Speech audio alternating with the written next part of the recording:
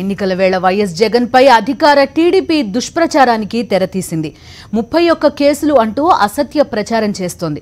రాబోయే ఎన్నికల్లో వైఎస్ఆర్సీపీ ప్రభంజనం ఖాయమని సర్వేలు చెబుతుండటంతో వైఎస్ జగన్ పై తప్పుడు ప్రచారం చేస్తున్నారు. ప్రతిపక్ష నేతపై నమోదైన కేసులన్నీ రాజకీయ కుట్రలో భాగంగానే నమోదయ్యాయి.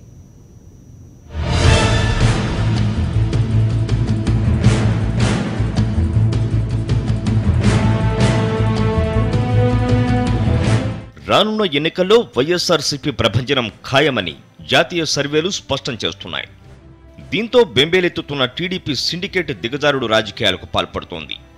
వైఎస్ జగన్ అధికారంలోకి వస్తే అంధకారమే అంటూ దుష్ప్రచారం చేస్తోంది. వైఎస్ జగన్కు ఈసారి అవకాశం ఇద్దామని ప్రజలు ఇప్పటికే నిశ్చయించుకున్నారన్నది తేటతెల్లమైంది. అందుకే ఎల్లో మీడియా నానా యాగి చేస్తోంది. వైఎస్ జగన్పై 31 కేసులంటూ మళ్లీ విషం చిమ్ముతోంది. పచ్చముఠా చెబుతున్న 31 కేసుల్లో 18 కేసులు కాంగ్రెస్ టీడీపీ కుమ్మక్కై అక్రమ కేసులు పెట్టాయి. ప్రజలకిచ్చిన మాట కోసం వైఎస్ జగన్ కాంగ్రెస్ను వేడటంతోనే టీడీపీతో కుమ్మక్కై కుట్రపూరితంగా కేసులు పెట్టాయి.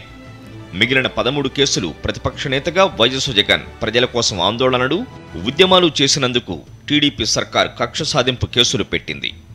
అయితే ఈ వాస్తవాలకు మసి పూసేసి దుష్ప్రచారంతో ప్రజలను మోసగించాలన్నదే టీడీపీ సిండికేట్ ఎల్లో మీడియా ప్రధాన కుట్ర.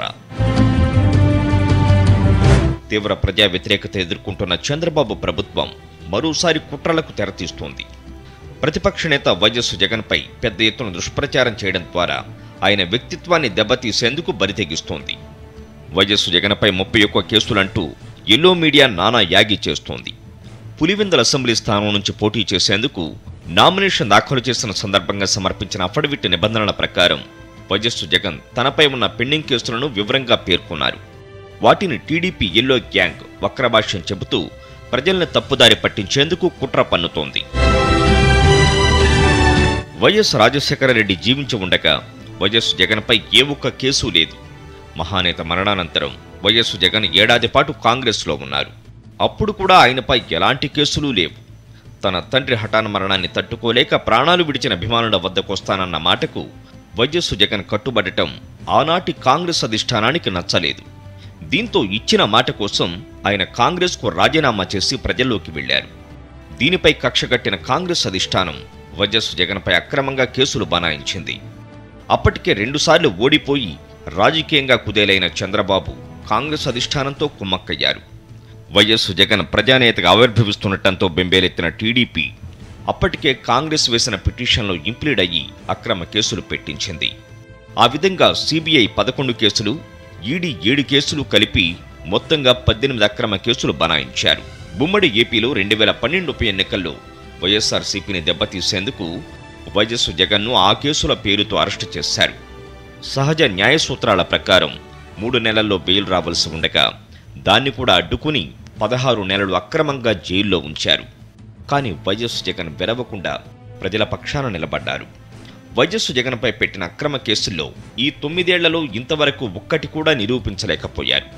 ఆ కేసుల్లో పేర్కొన్నవన్నీ కేవలం అభియోగాలు మాత్రమే. ఆ కేసులపై న్యాయస్థానాల తీర్పు ఇంకా వెలువడాల్సి ఉంది.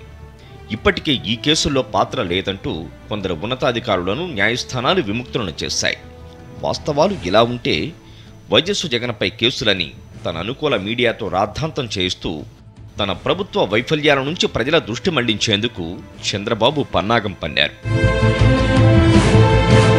వైఎస్ జగన్పై మిగిలి ఉన్న 13 కేసులు కూడా ఆయన ప్రజల కోసం చేసిన ఉద్యమాలను అణిచివేసేందుకు టీడీపీ, కాంగ్రెస్ ప్రభుత్వాలు పెట్టినవే.